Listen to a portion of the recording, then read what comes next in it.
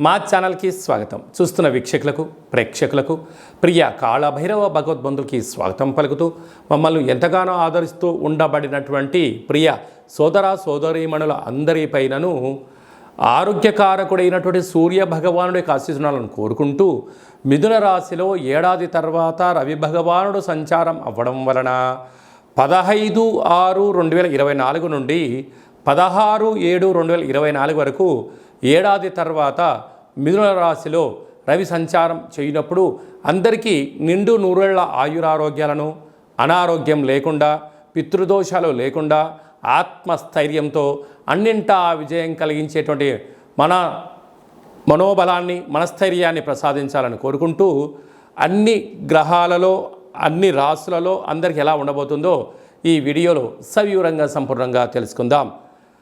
15/6/2024 నుండి 16/7/2024 వరకు మధ్యలో పుట్టినటువంటి వారందరికీ కూడా ముందస్తుగా జన్మదిన శుభాకాంక్షలు. గతంలో వివాహం చేసుకున్న వారికి వివాహ వార్షికోత్సవ శుభాకాంక్షలు.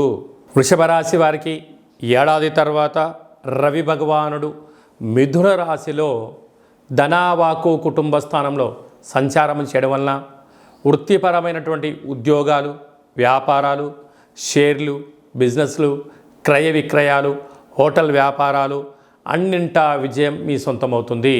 అలాగా బ్యాంకు లోన్లు కానీ ప్రైవేట్ సెక్టార్ల నుంచి సమయానికి మీ చేతిలోకి డబ్బు అంది మీరు అనుకుంటున్న కొత్త ఏదైతే వ్యాపారాలు ప్రారంభించాలనుకుంటున్నారో సకాలంలో ధనం అందుతూ ఉన్నతమైనటువంటి పురోగతిలో అభివృద్ధికి మీరు సొంతం కాబోతుంది. కనుక వీలైనంత వరకు మౌనంగా ఉండండి.